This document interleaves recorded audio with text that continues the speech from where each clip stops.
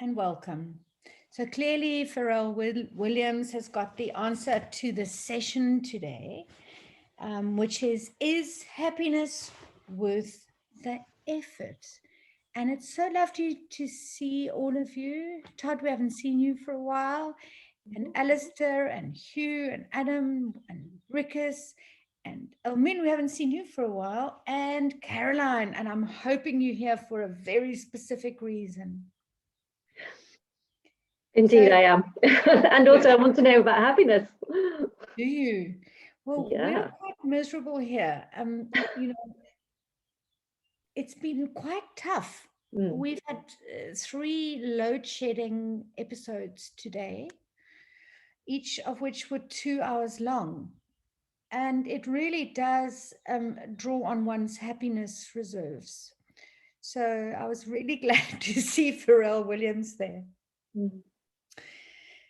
But welcome. So maybe before we start, we can, Caroline, you can give us a brief overview of your course. Tell us what you're up to, and yeah.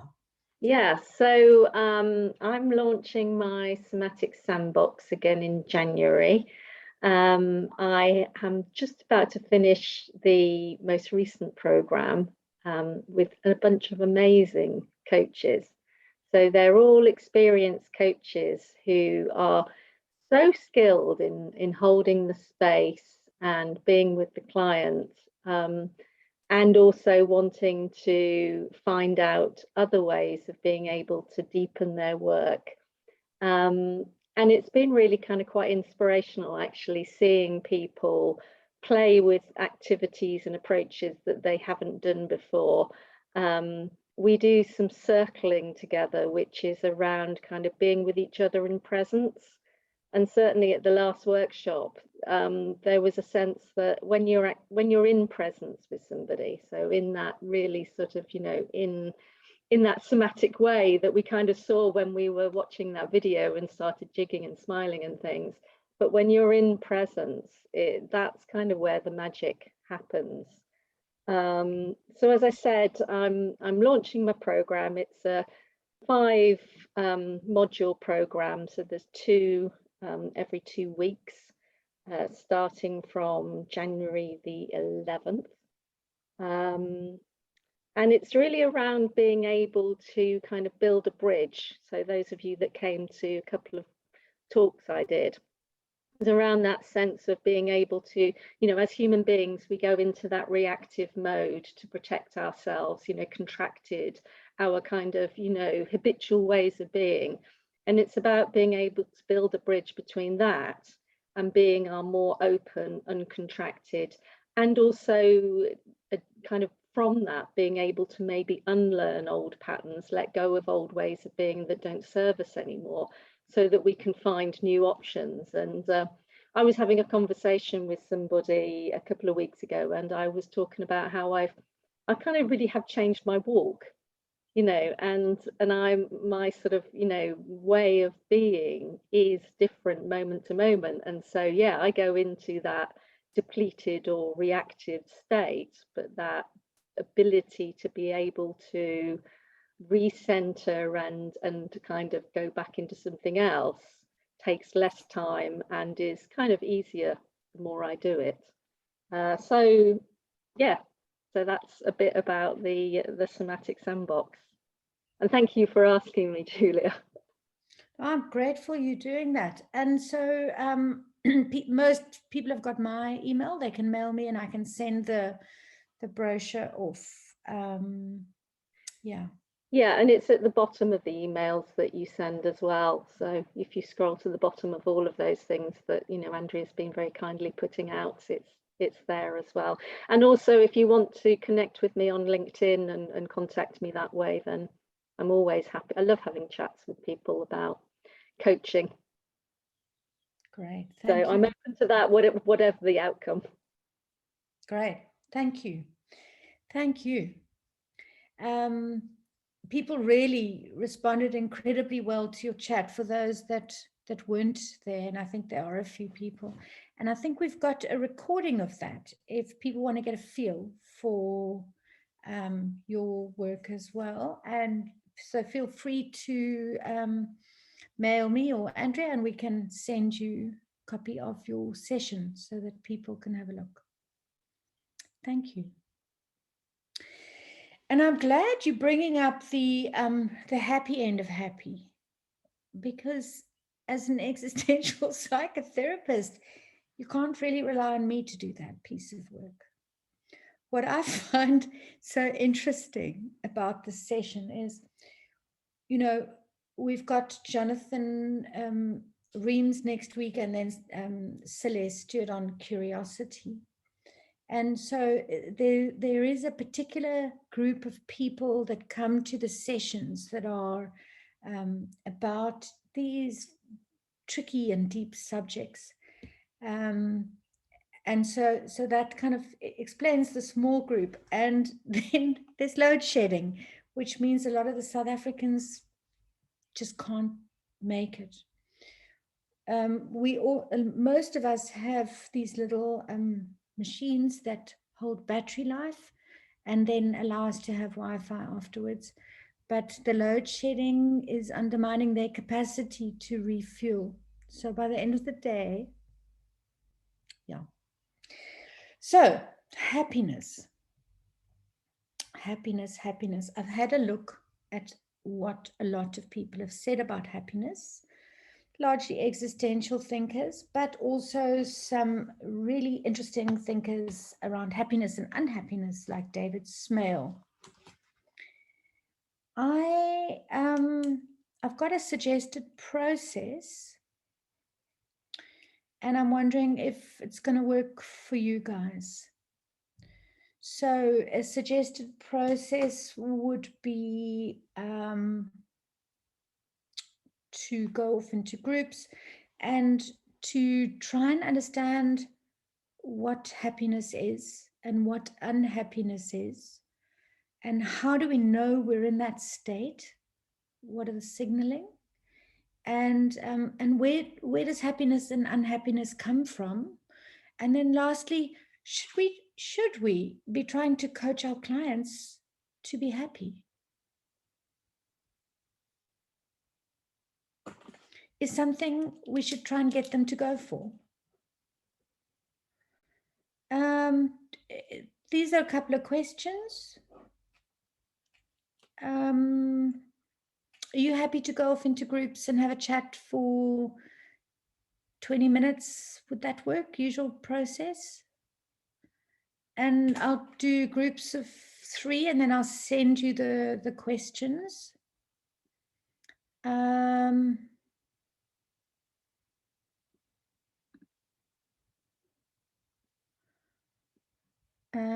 Okay, so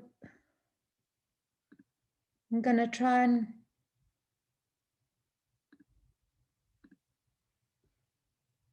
then I'm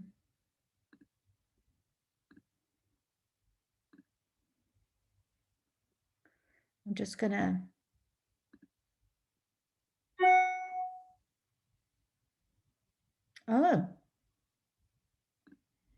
Joe, hello. I'm assigning you somewhere. Apologies. Not at all. We know what life's like. And you're up the road from me, so I understand. So I've put you in groups of 4. Understand the whole load shedding thing. So are you okay with the groups of 4? And then Andrea and I will do some other stuff. Cool. What are the questions? Can you just repeat them or put them in the chat? I'm going to put them in a message to your breakaway room in an announcement. Oh, right. Even more sophisticated. No, I don't know about that. All right. So are you ready to go? Cool. Questions to follow.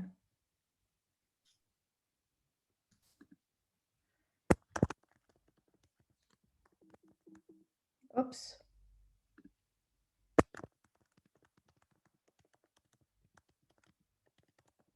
Hello. Hi. What is happiness? What is unhappiness? Yeah. How?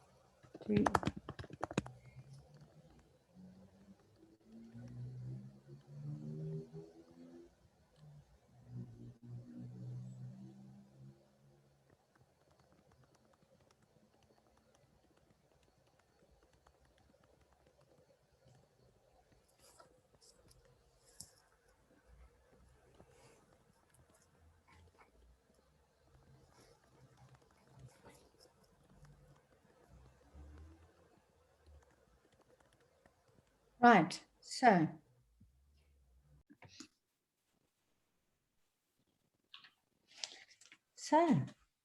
welcome back. Let the games begin. What happened?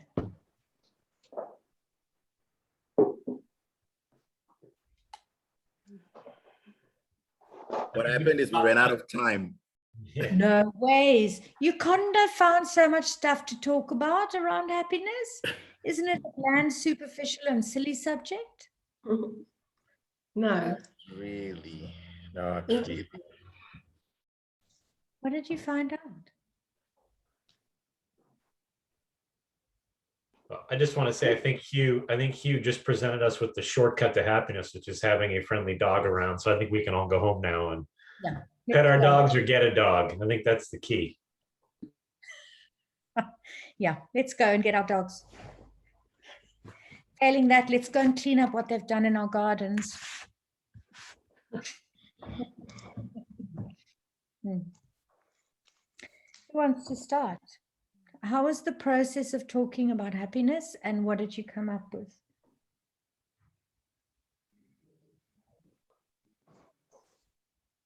So in our group, we spoke about how almost you feel it in your body. It's like, I just feel this joy in my body. I can't contain it. And I'm just joyful. And you feel like dancing and just running and jumping. And when you are in that state, it's also like you see all the good things in life. You just go out in your garden and you say, what a beautiful day. And you could just have appreciation for people and for life and for everything you experience. And then we said, but that is also linked to your neurochemicals, because when you experience that, your body then secretes all the like oxytocin, and we know oxytocin, for example, is your love for a hormone or neurochemical, and you just love life and you love people, and that contributes to the joy. And then maybe Alistair can talk more about the transactional part of things. Maybe you can share on that, where we said that's been a different approach to joy and happiness. So that's quite a neuro approach, and then there's dopamine and serotonin and oxytocin. What's it called? Oxytocin. No, oxytocin, yes. Which you get when you're pregnant, one of the benefits. Yes. And also, if you look into dogs' eyes as well, you get it, especially women with female dogs. Really? Caroline, Yeah. is this scientifically proven? Apparently. Well, there you go. Wow. Cool. Thank you. Alistair, you were going to talk about the different approach. Yeah, I was just sharing with the group that I'm not quite there yet being a body person. I'm still like all up in my head. So my approach is, it's about what you get out of a situation versus what your expectation was. So what happens is, in society, the media dictates what happiness is, whether it's getting a bigger car, bigger house, etc. Then we kind of use those as benchmarks for happiness. So now if you have your own personal benchmark to say, this is what I'm expecting, and then you get something above that, then you get happiness, which might not appear as happiness to some other people in the world, but in your own context, you'll be happy. And it also linked to that is managing your expectations as well. So if you're expecting to get, like for me now, I've got load shedding at 6, and it's 2.5 hours of no power. But sometimes they do stop it after 2 hours. So according to this theory, I should be happy because I've been given an extra 30 minutes of light. So it's all about, yes, NS7 reframing, but it's to do with managing that expectation, because you cannot control what other people can do, but you can control what your response is. Very interesting comment. I've written there a guy called David Smale, who has done a lot of really interesting research on happiness and unhappiness. And he's very against therapy because he says that unhappiness is contextually related. So what happens is that the world is telling you what you need to get happy. And then if you don't get it, you become unhappy. And so you lose your self-authority, you hand it over to the context. And he is quite a revolutionary, slightly Marxist psychotherapy thinker, definitely worth a quick Google and a read. And actually what you were saying, Alistair, kind of relates to that. Hey? Happiness is all about, you know, what we get from the context and our experience of it. What do you think of that?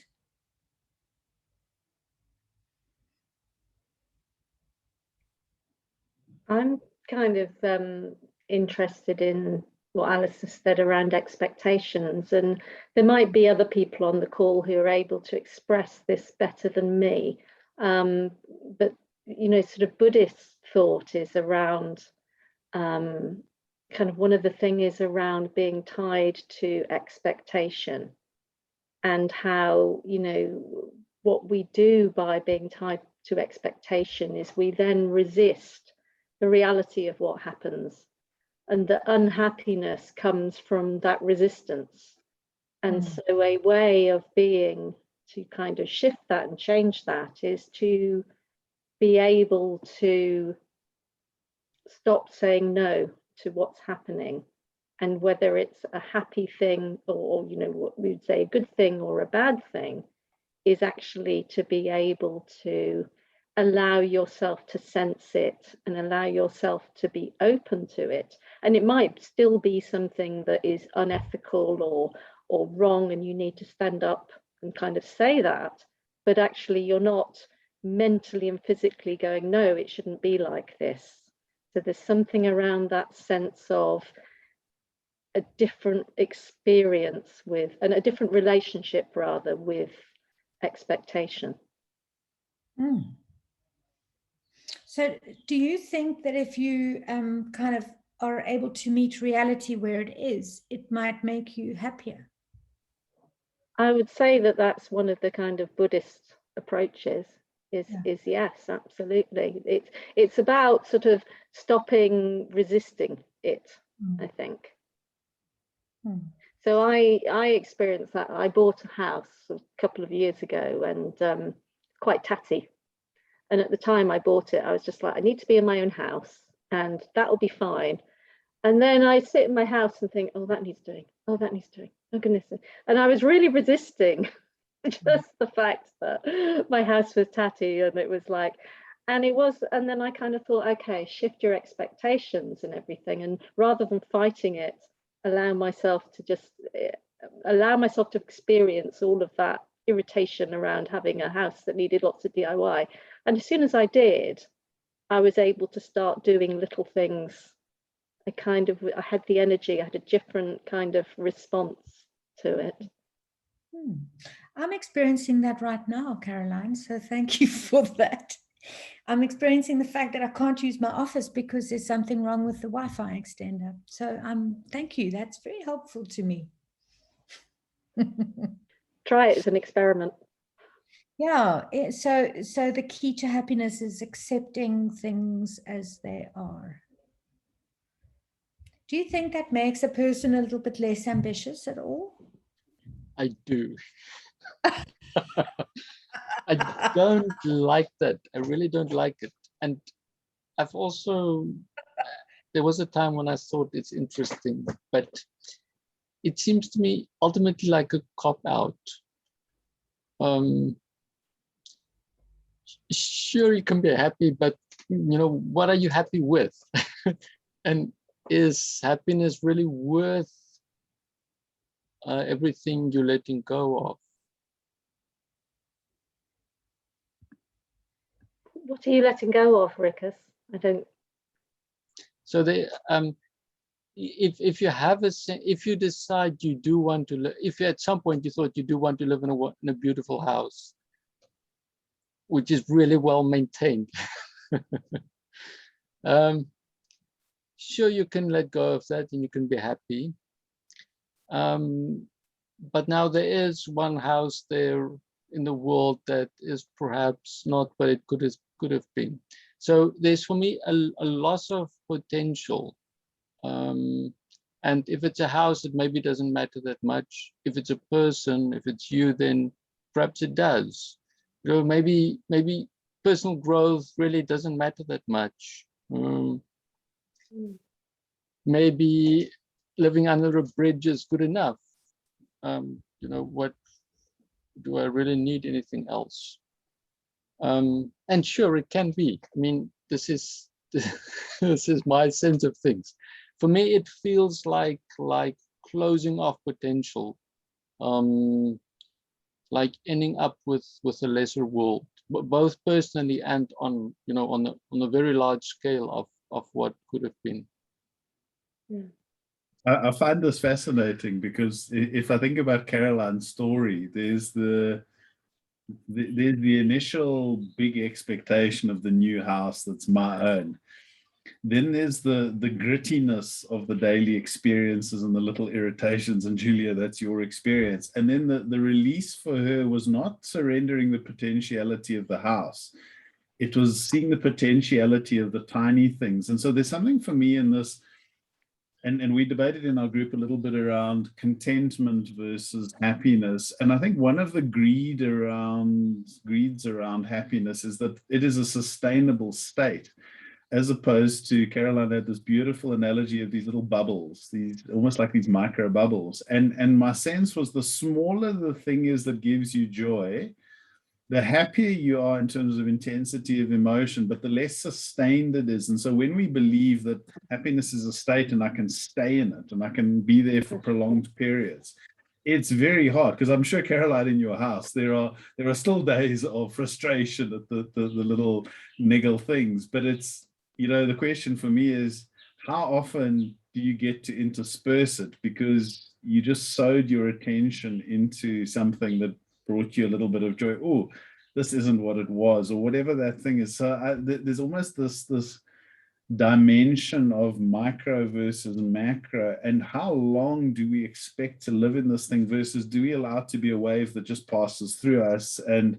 we enjoy the ride when it's passing through us, versus you want to hold on to that wave, but actually the wave is either not a big enough wave to hold you, or it's too big and it just crushes you, which is maybe the unhappiness thing. Yeah. So kind of linked to that, I just want to throw a bit of theory in.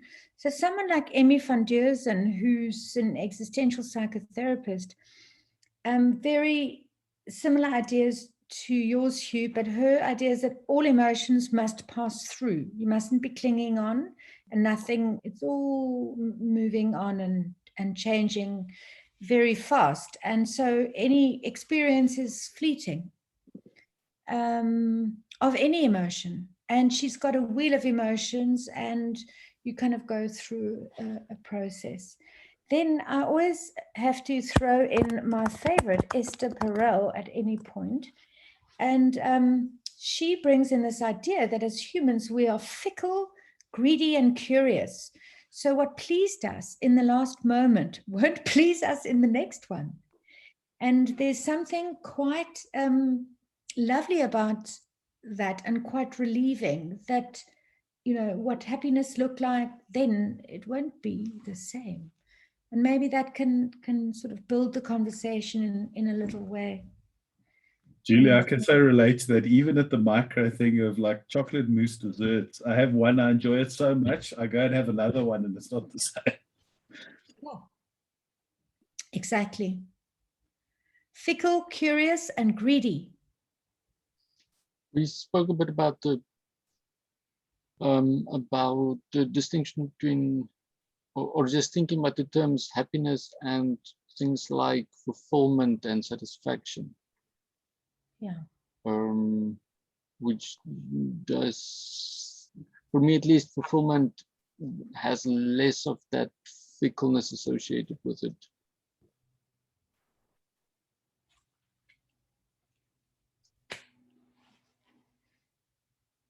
So it's a broader kind of an idea, less joyous, more kind of meaning.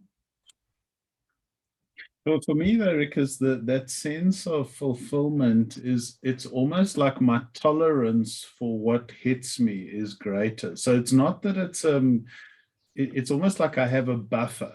So if I'm feeling fulfilled in a role, I can tolerate niggles better.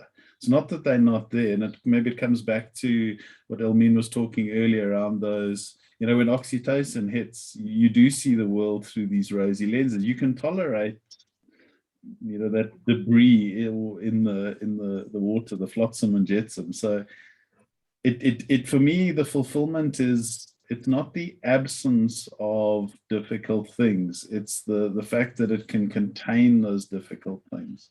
Yeah. Yeah, agreed.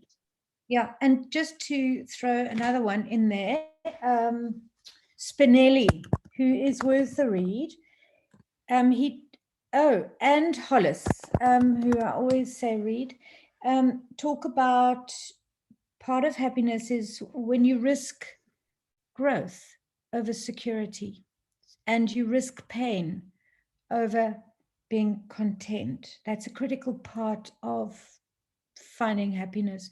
So it's not, as you say, Hugh, kind of a stable position of contentment where you kind of get the recipe to life. In fact, it's the opposite.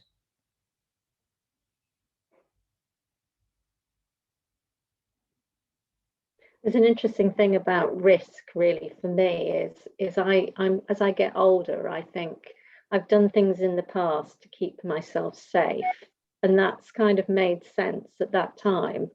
But actually, then they've become things which have made me feel like a bit encased and imprisoned. And so for me, that kind of, I felt almost like I've had the choice to sort of stay with this supposed sense of safe, but feeling like a world that's got smaller, or to actually take a step and kind of, you know, push those boundaries out. And that's been always doing stuff that makes me feel uncomfortable, always doing stuff that makes me feel quite fearful. And then there's something about doing of that gives me more courage. So like if I'd waited to have the courage, I wouldn't have done it.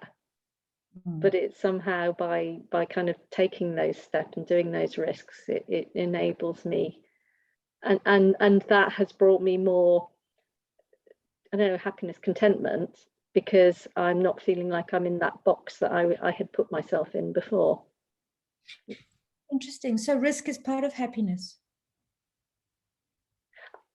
Yeah, I'm kind of wondering what people think of that idea, really. I'm kind of not wedded to that idea. I'm just kind of playing with that, you know, if that resonates with other people. And it kind of like a little bit around what you were saying around growth. I think of the kind of growth I've had has been when I've been forced to take risks or force myself. It's almost, Caroline, like the duality. So you're not happy about the pain and the risk that you're undergoing, but you're happy about the enlarged self that it results in. Yeah. Adam, were you waiting to? Yeah, we kind of touched on it in our group, that risk that maybe relates to a subject that we thought of, which was around freedom, and happiness's relation to freedom. We were trying to define what happiness was, and it seemed to, we all had very different ideas, and that there is a certain thing around risk, certainly in my mind, and its relation to freedom and to happiness, that in one's search for new and going into new areas and exploration, which is all risk, there's a sense of freedom, which certainly for me takes a breath, it makes me sort of catch my breath. And it can be it can be in physical spaces, as I explained in our group, which was that I've just been away in the mountains for a couple of days, and walking and being in an environment and feeling this very, what Elmine was talking about, this very physical sense of, I couldn't see a house, I couldn't see a human, it was just me in this. That was a sense of freedom, but it was also kind of risk. I was kind of exposed if I'd fallen or been bitten by a snake or something, but there was a proper physical sensation of like a heightened state in a way.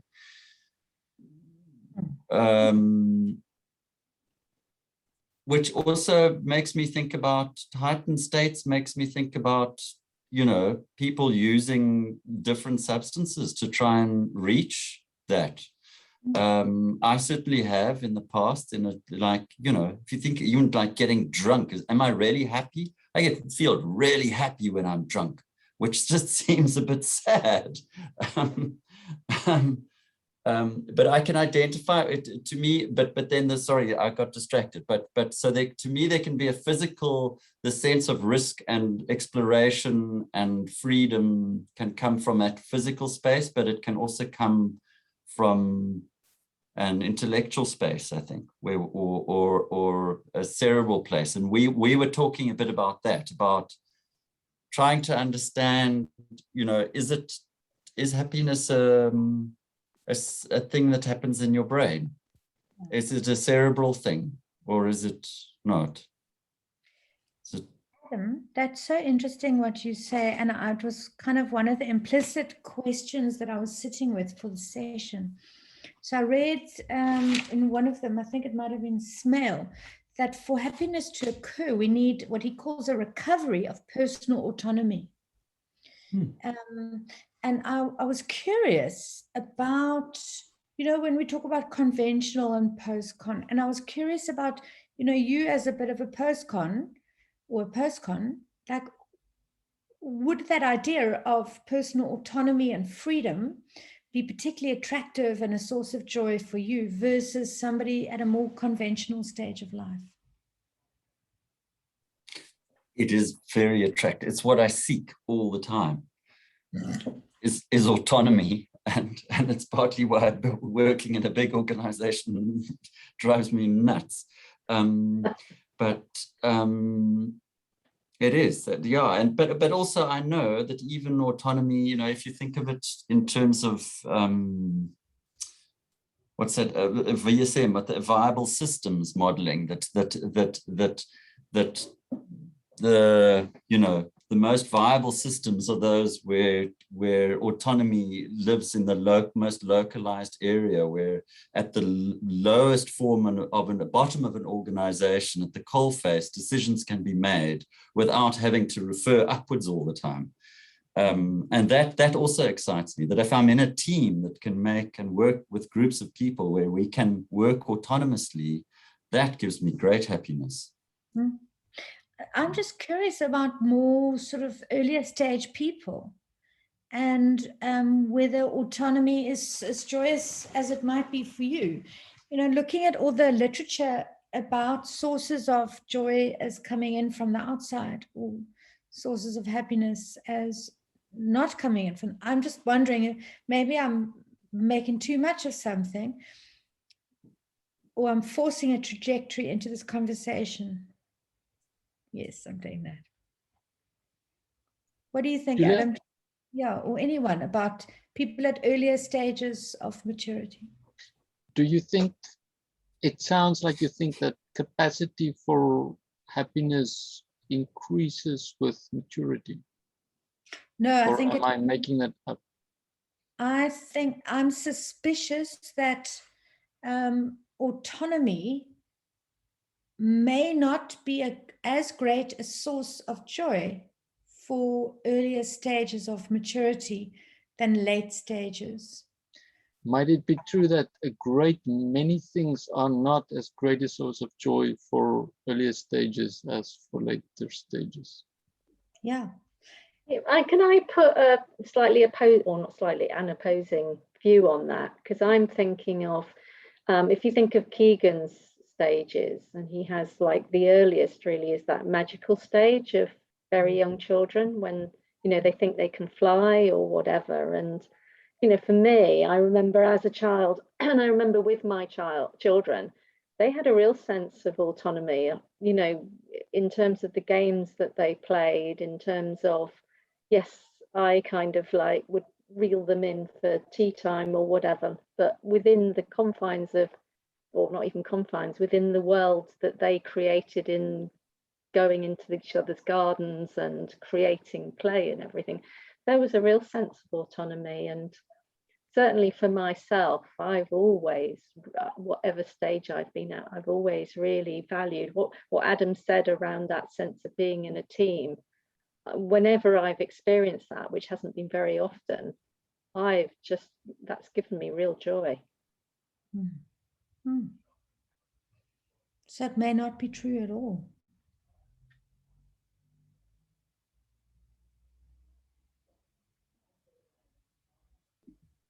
I'm getting really, I think I might relate to this, but I'm not sure.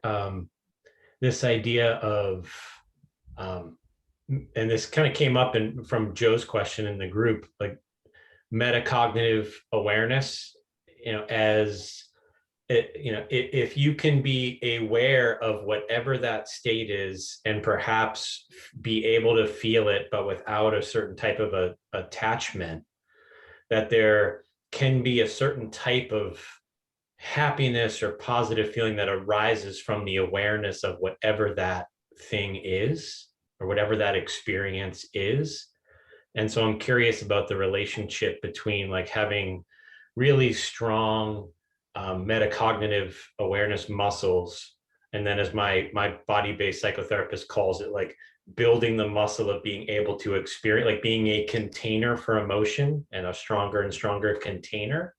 Like I'm wondering if those two things, like over time, you don't attach to the emotion or grab after or chase after, but you're able to experience and I don't know what is that happiness that arises from that experience. It's almost like the emotion on the experience of the emotion.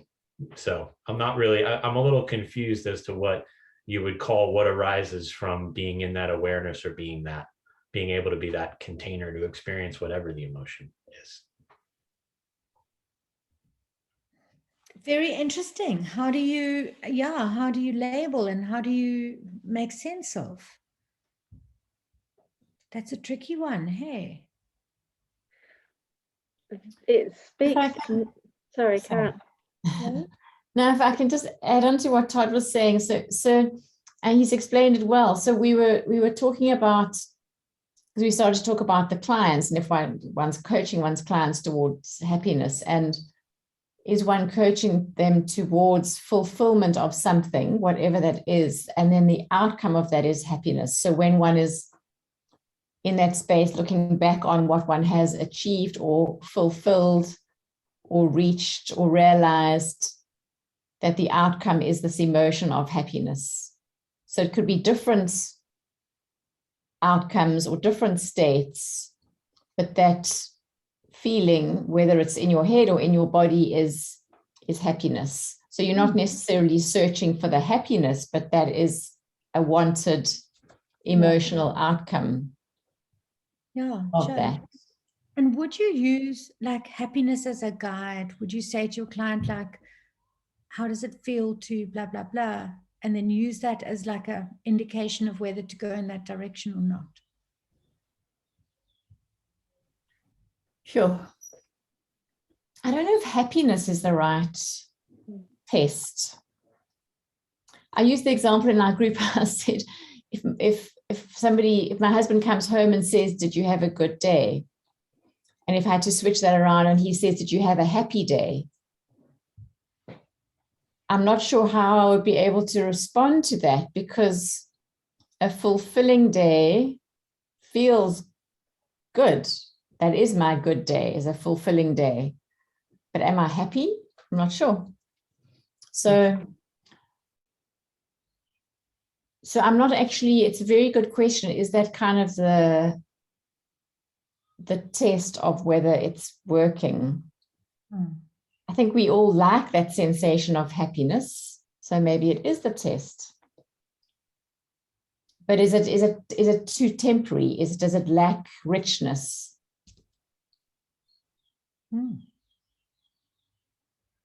I don't know. And you know, if we're going to examine like the quality of that feeling and its capacity to last, maybe we should superimpose meaning in there, because often those two things kind of get, you know, is it, Lord have mercy. Every time I have to talk about this, I forget the authors. The concentration camp guy and the other one in the little nappy. The Dalai Lama and sorry, I'm so bad. You know, it's the debate between, so the Dalai Lama goes for happiness and the other guy goes for meaning. What's his name? And I know who you mean. So there's this Frankl. Yeah, Viktor Frankl. Thank you very much. So Frankl versus Dalai Lama about what to go for in life. Dalai Lama goes for happiness.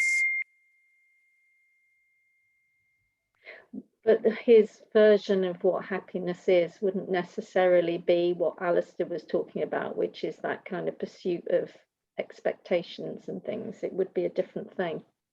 Yeah. Yeah. It is a different thing, but I think he's looking for that peak moment. Do you? I do. Because when Todd was talking, I had more of a sense of it being some kind of sense of presence of awareness, some kind of sense of awareness or something. It's like the kind of thing that's underneath that experience. And that's not an event or a thing. So it's a constant ocean of happiness.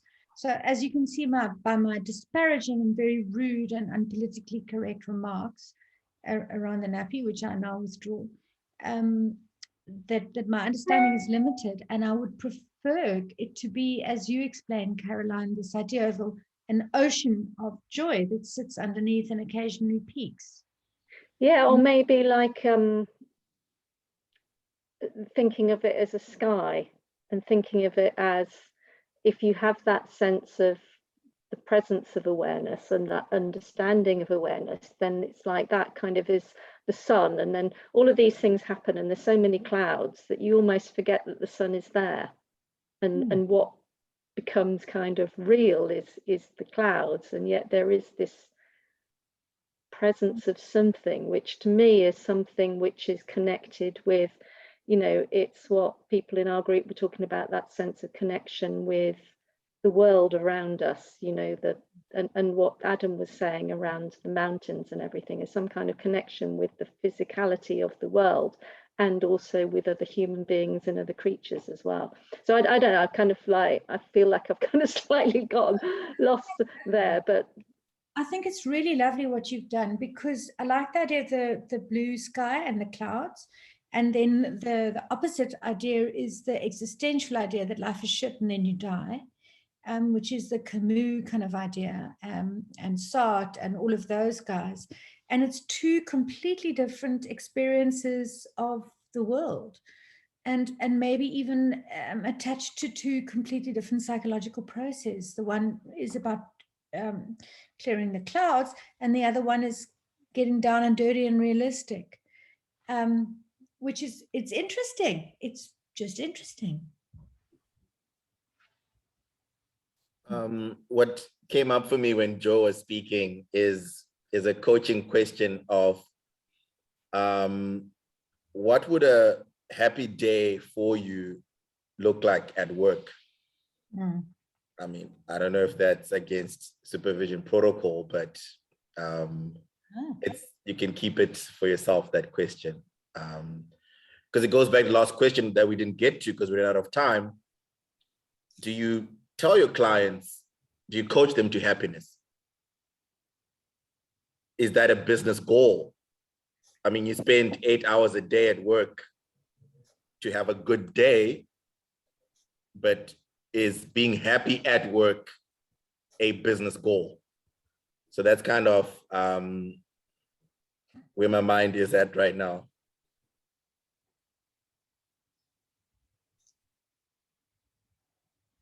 Any answers from anyone? Great question. If being happy has benefits, then it is relevant at work.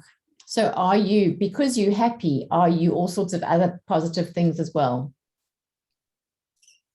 And I think that is the case. A person having a happy day, experiencing happiness is going to be a better employee. I'm better when I'm happy. Everybody around me likes me more when I'm happy. And I'm nicer to the people around me, and I'm probably more productive when I get into that state of flow. So is it kind of an input-output? Or maybe it's more variable.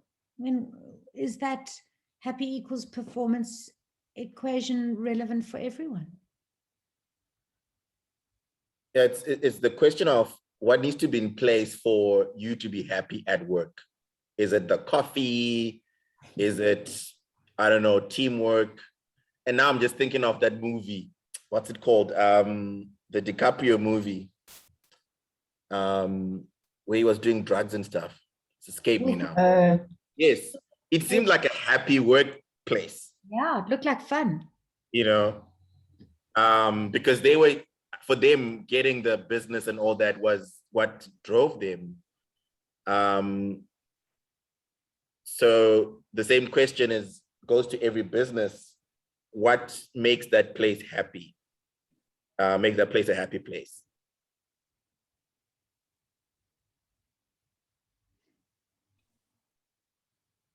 Well, I mean, it wasn't really, hey? It's a movie. Well, Really happy. I mean, I think if I think of workplaces, the happiness, engagement scores are meant to be a measure of happiness in the workplace. And they're like the big thing. Everyone's doing these massive engagement scores. We do different kinds of engagement scores, like every 2 to 3 months. So you're constantly checking on getting feedback from the organization. Are people happy? But I still have, even though we do it and we measure it very closely, and it's measured widely and communicated widely on what our engagement scores are, I still don't think that most that if you ask that question of any of most executives or people in leadership, they would say, yes, of course it's important, but it wouldn't be that. The more important measure in organization is output and productivity, which does seem the wrong way around. That's interesting. And I'd love to hear, Caroline is just saying there that it's kind of come off trend in the UK. And I'd love to hear about why that's happening. Yeah, it is off trend. So if I think 5-10 years ago, yes, it was big. And I think it was big because, the research around it was based on organizations where you could actually see that measure between engagement and output. So something like customer services, whereby, if staff are happier and more engaged, then they're selling more clothes, for example. And I think, I was involved in employee engagement surveys and work and action planning from that for a long time, and I think with the organizations where you can't see that measure between the outcome, I think that's probably why it's gone out of vogue. There's been pressure on where you spend your money, and it's been a bit of a, actually we can't see if they could see perhaps customer service or creativity or innovation, see that link. But I don't think that link has been clear enough in the UK anyway. Interesting. How does your business make sense of it, Adam?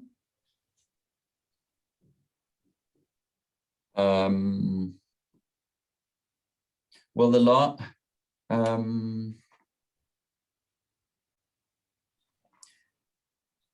I mean, the last few. I'm trying to answer that, but the last few sort of engagement polls, they're calling them sort of more like polls now, have been around mental health. And how people are coping at home, and are you feeling supported by your line manager, and how are you feeling about going to work? 29% of people said they wanted to return to work.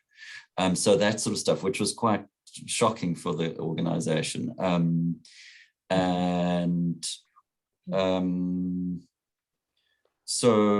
But previously it was quite a competitive thing between different divisions. They competed for the highest engagement score.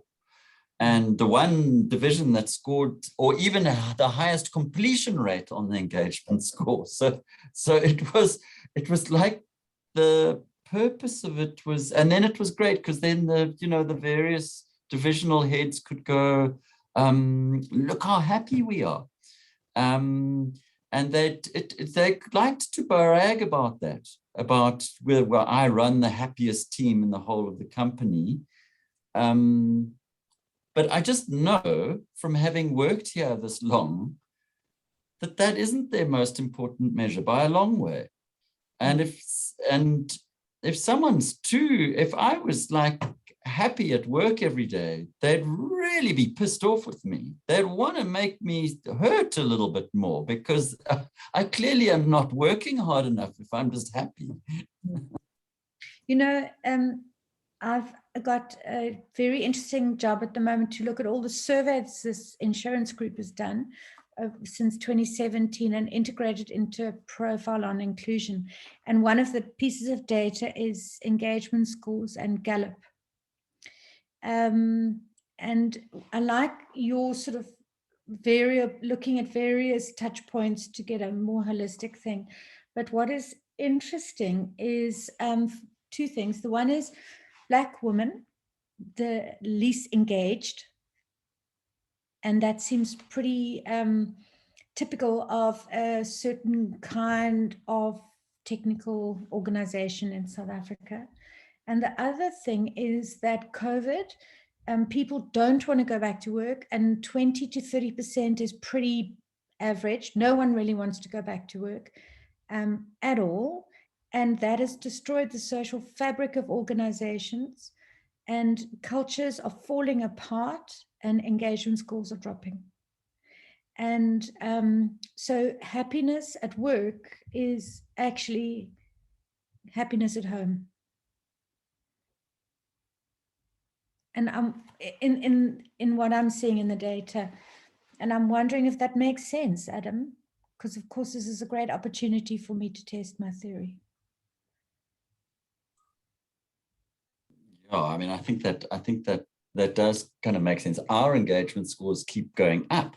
People seem to be happier and happier the more miserable the world gets. I don't know, it doesn't make any sense at all. I'm beginning to think they're a bunch of bullshit, because it's like we better beat the last score by 2.2%, and yet nobody wants to go back to work. They want to stay at home. And I mean, it's so very apparent to me, having come from a building which has got about 1,500 people in it from the same company around there somewhere, to like 20 people in the building, to just see how culture has just, it's dispersed. It's moved and it's gone to different, I don't think you ever get rid of it, but it goes to much more localized, much smaller teams. But when you've got a leadership team who likes to be seen and believes that they create culture and to walk up and down the different floors and, you know, to try and engage when we're all there. That's very hard for leadership, I think. It's extremely difficult, much more difficult. But we're also hearing things, you know, of teams, some teams are just imploding. I mean, we've seen more kind of mental health issues in the last year and a half than ever.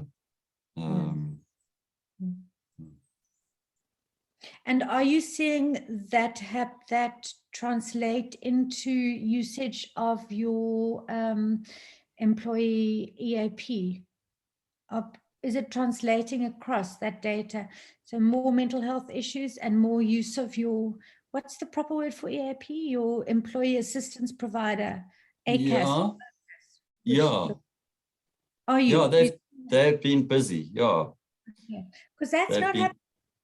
In some organizations, it's happening that more mental health issues, but it's not translating into usage. Anyway, back to happiness. Thank you for that. Sorry to pick your brain, Adam. I will perhaps have a little private conversation with you about this, share some stuff. Thank you. So, if I can redirect us. Do you think we should be coaching people towards happiness?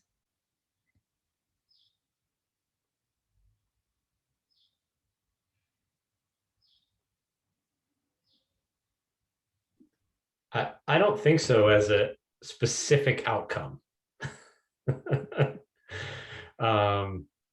You know, it's so this is actually, well, when I saw happiness come up, I really was attracted to this session and wanted to carve out the time, because I've been in conversations with, you know, different groups of people and meditation teachers about like, what are we actually trying to do? And how does that relate to, you know, now that I'm very deep into this idea of maturation and vertical development, that relationship to happiness, and really getting in deeper with meditation teacher, what are we actually trying to do? And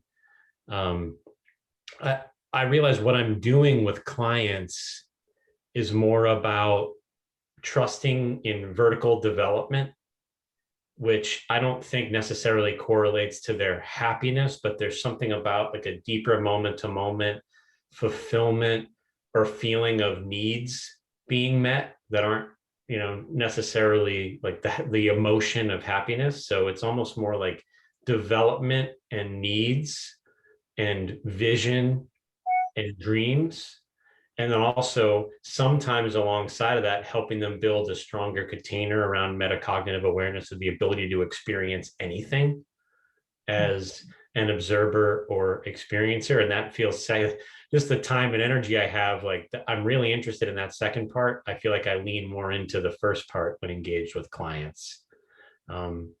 And when I talked about this with one of my meditation teacher friends who did the AIM, and we debriefed the assessment, and she's post-con, we talked about, you know, I think, Julia, you mentioned once upon a time that vertical development isn't necessarily correlated with happiness directly, that it seemed like that was an open question at the time you mentioned it.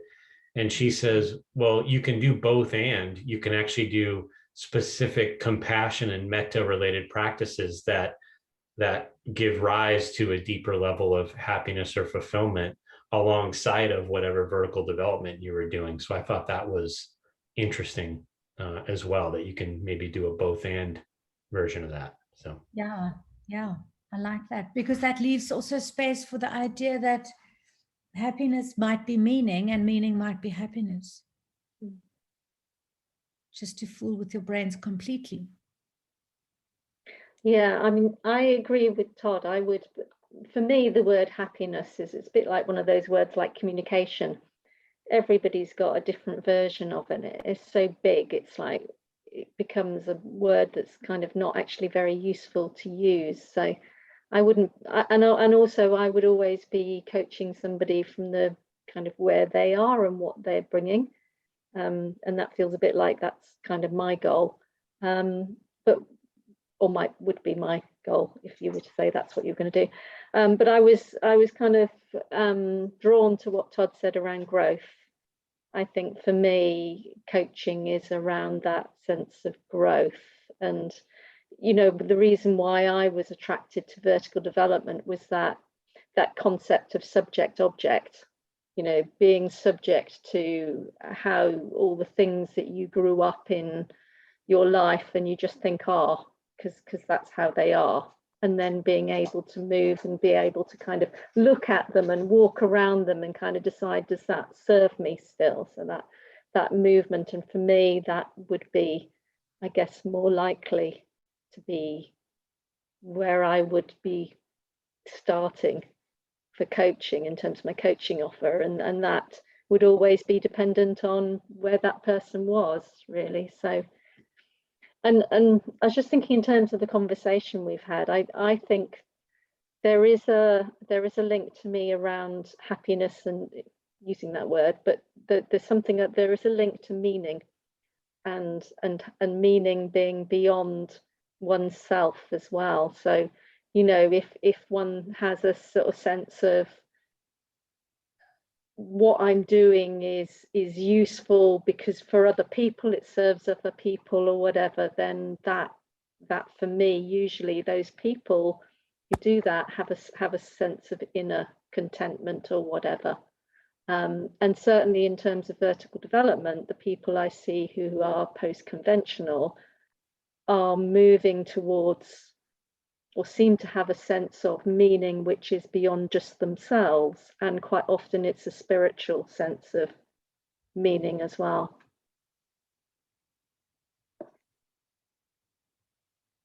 Lovely, thank you. So I just put in the chat box the Japanese formula understanding of happiness is called ikigai, and it spoke to what you were talking about. And if you feel like seeing a formula for happiness, ikigai would be the one to look at. I like what you're saying, Caroline, about perhaps it's like meaning becomes more intertwined with happiness at post-conventional stages. Yeah, is that what you were saying, or am I misinterpreting it? Yeah, because that's my sense.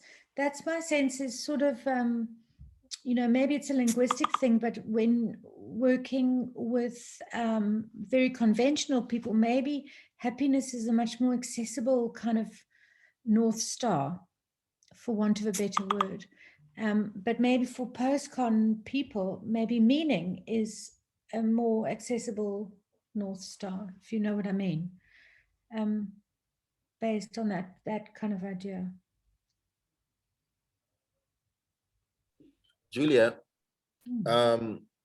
there's that old phrase, money can't buy you happiness. So I don't know how to ask this, but the whole post-con and conventional thinking around money. I mean, whether you're post-con or not, you're in this business for money.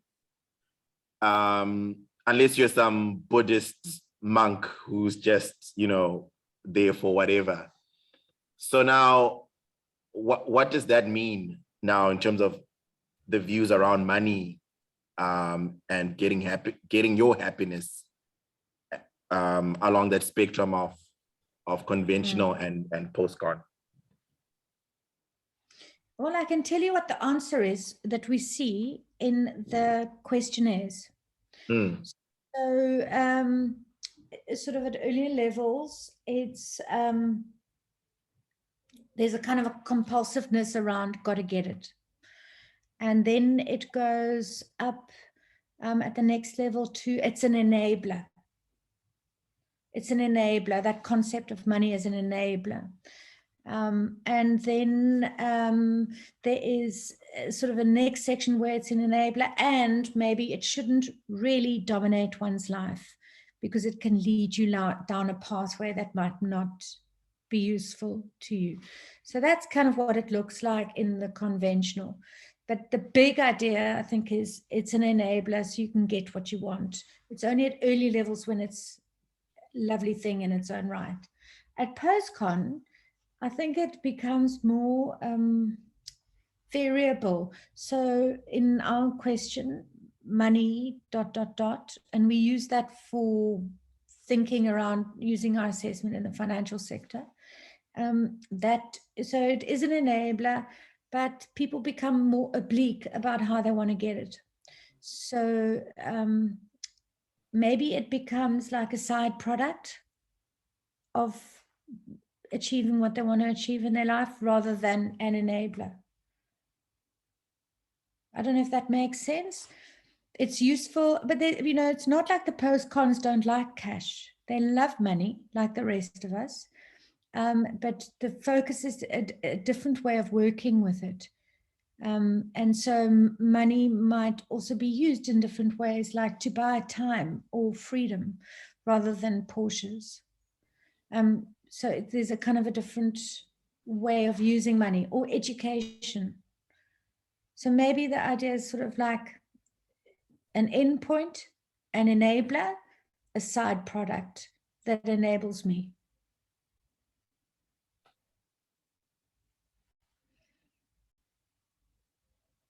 Is that helpful as a way of understanding the transition? Yeah, thank you. Very helpful. Cool. So it's not, yeah. It's a side, it's an enabler of happiness. It's a side product of happiness. It is happiness at the first stage. Yeah. I've got one kind of last question, if I can throw it in here. I had a, can I take us off in a new direction? Are you cool with that? So I had a client the other day and I found myself celebrating her unhappiness. And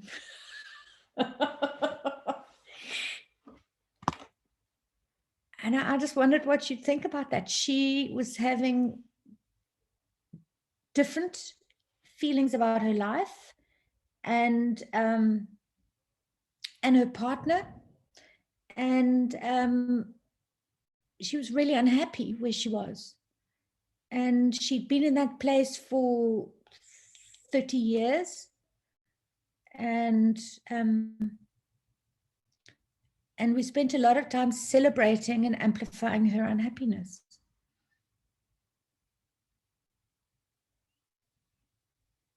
What do you think of that as a strategy or way to work with clients? I like that. It reminds me of Caroline's house. Sorry, Caroline. One could imagine, well, I don't know why your client came to you, but one could imagine a world in which she just kept overlooking whatever is making her unhappy now. And to me, that would be a sadder world. I mentioned potential. So there's for me a sense there of potential being realized, even at the cost of short-term happiness, possibly long-term happiness. But there's a sense of becoming more, of growing. I'm projecting here, but if I was sitting in your seat, that's what I would, be seeing there. I'm curious about what the celebrating it, what that looked like. I think I was very naughty. I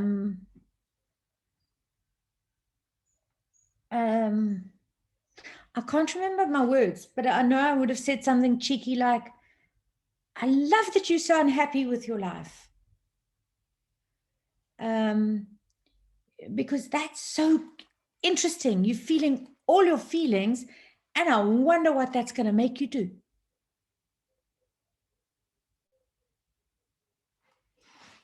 I think was kind of the thing. And you can also throw in the, she also was sort of moving into post-conventional, so kind of unhappiness is par for the course, and celebrating that milestone of wow, so few people mature beyond this level. And well done you. I like the fact that you and she are not resisting the unhappiness, like not trying to push it away, and like, you know, it's like by the love it and what's going to come out of it. It's like Rika said, there's a sense of possibility there, isn't there? And that possibility, to me, you know, I think about the times when I've been stuck and feeling low for a long period of time. I've tried to push that away.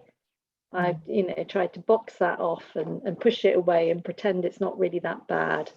And there's something about the joyfulness of going, oh yeah, that's really, you know, really, that's really big and unhappy, that enables you to just do something differently. I got enormous joy out of it. Todd?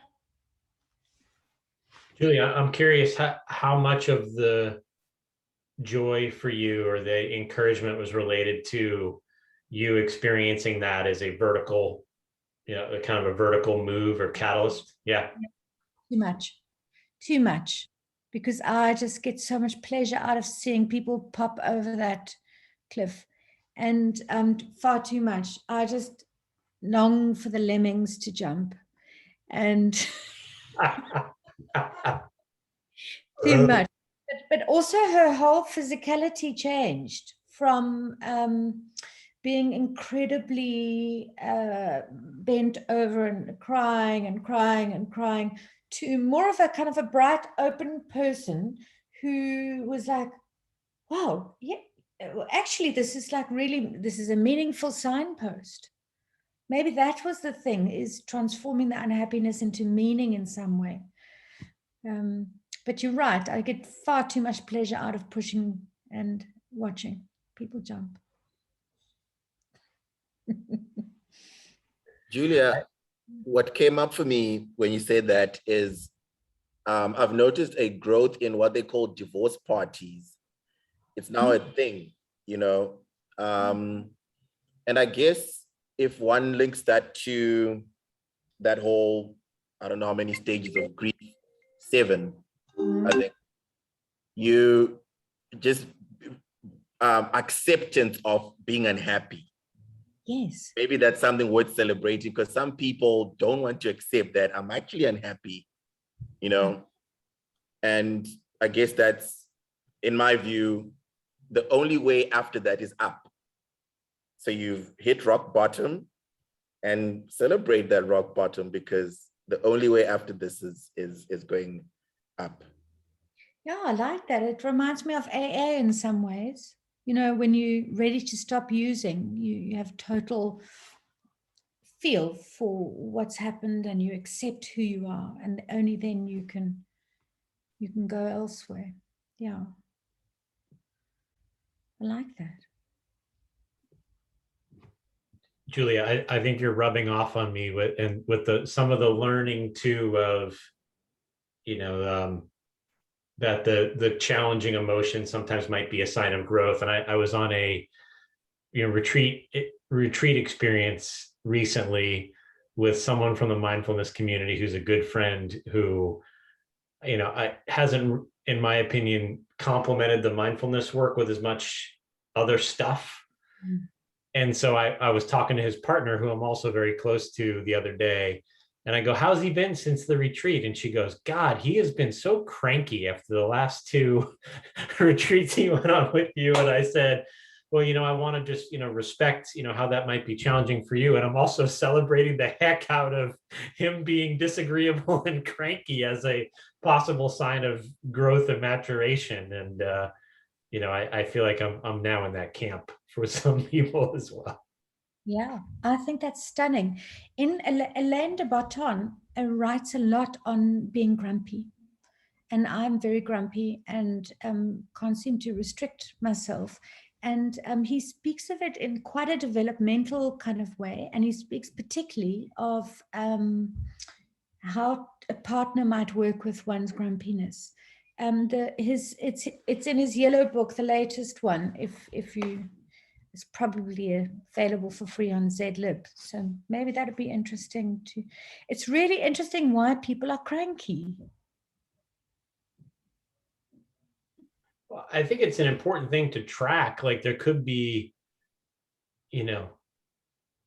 continuing to partner, understand, like take a kind of a feel perspective to like, what is the nature of this crankiness? Like, is this a window into depression or something to really, and not all depression is necessarily, a problem, but is this person, how is this experience serving this person or otherwise, and how can we get to know it better?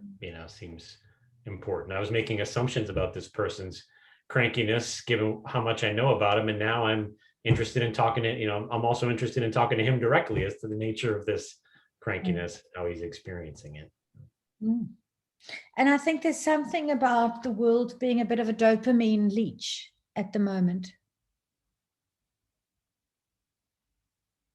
Experiences that drain one's dopamine. But yeah, thank you. Alrighty. Any other comments that anyone wants to throw in?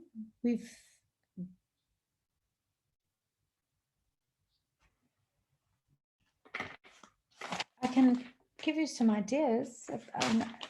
We've spoken a lot about things, about expectations, about personal autonomy, about happiness versus meaning, about unhappiness, about the role of context in creating unhappiness, around the value of happiness in terms of performance at work, and difficulty in seeing that straight line between the two.